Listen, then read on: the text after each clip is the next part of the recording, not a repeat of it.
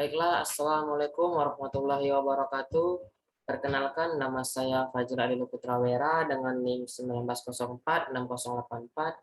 Di sini saya berasal dari Pendidikan Sejarah Fakultas Ilmu Sosial Universitas Negeri Padang. Pada kesempatan kali ini saya akan mempresentasikan hasil PPT atau media PPT dalam rangka untuk memenuhi tugas media dan multimedia pembelajaran sejarah.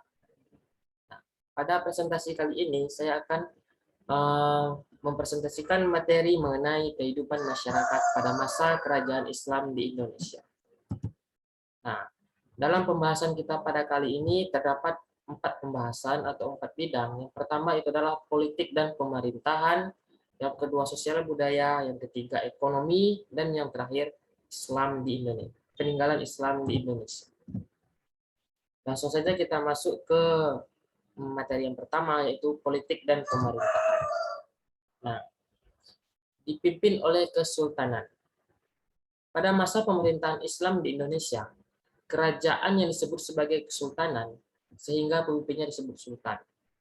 Jadi, perbedaan yang mendasar dari perpolitikan pada masa Islam dengan sebelum-sebelumnya, yaitu kalau pada masa Hindu dan Buddha, kekuasaan itu disebut sebagai kerajaan dan pemimpinnya adalah raja, maka pada masa Islam disebut dengan kesultanan dengan pemimpinnya sebagai sultan. Nah, sultan di sini dalam mengambil keputusan, mereka itu tidak serta-merta mengambilnya secara sendiri, namun mereka akan mendiskusikan atau memusyawarahkan keputusannya itu kepada kaum ulama agar nantinya keputusan yang mereka ambil itu dapat diterima oleh masyarakat luas.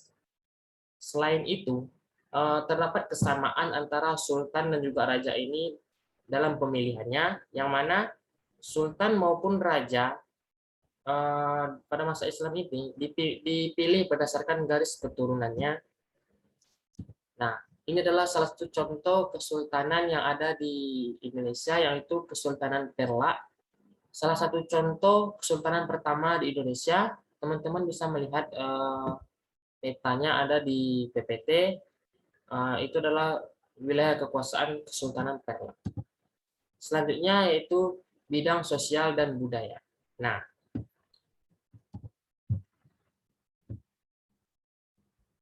pada bidang sosial, pada masa kerajaan Islam di Indonesia, sistem kasta itu telah dihapus. Yang mana masyarakat yang sebelumnya menganut ajaran Hindu mengenal sistem kasta, pada masa Islam itu dihapus.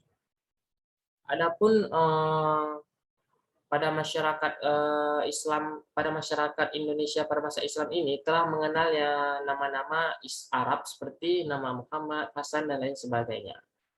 Nah, mengapa Islam itu sangat mudah diterima dalam masyarakat? Alasannya itu karena Islam itu merupakan Islam itu cenderung lebih sederhana, syarat untuk masuk ke dalamnya itu mudah, terus tidak mengenal sistem kasta, terus upacara keagamannya itu lebih sederhana, dan yang terakhir itu disebarkannya itu melalui perdamaian. Nah, pada bidang kebudayaan pula terjadi akulturasi kebudayaan antara kebudayaan setempat atau kebudayaan tradisional Indonesia dengan kebudayaan Islam. Salah satu contoh akulturasi kebudayaannya itu adalah pada bidang seni seperti musik, pakaian, bangunan, dan lain-lain sebagainya.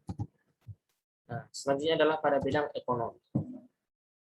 Nah, pada masa kerajaan Islam di Indonesia, salah satu kegiatan ekonomi utama masyarakat itu adalah pada bidang perdagangan. Nah, salah satu komoditas utama perdagangan mereka itu adalah rempah-rempah. Mengapa perdagangan?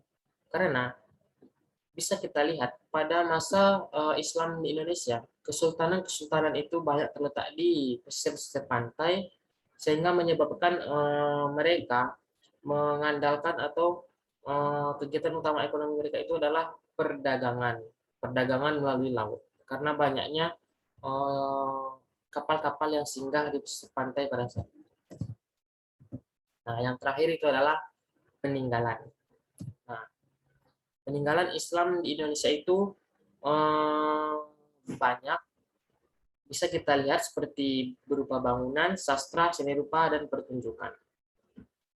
Nah, seperti contohnya bangunan masjid, terus seni rupa, pertunjukan, salah satu contoh peninggalan Islam yang bisa kita lihat itu di sini ada kaligrafi, contohnya bisa teman-teman lihat. Nah, untuk lebih memahami materi yang saya sampaikan pada kali ini, berikut ada video mengenai materi kita. Silakan teman-teman simak videonya.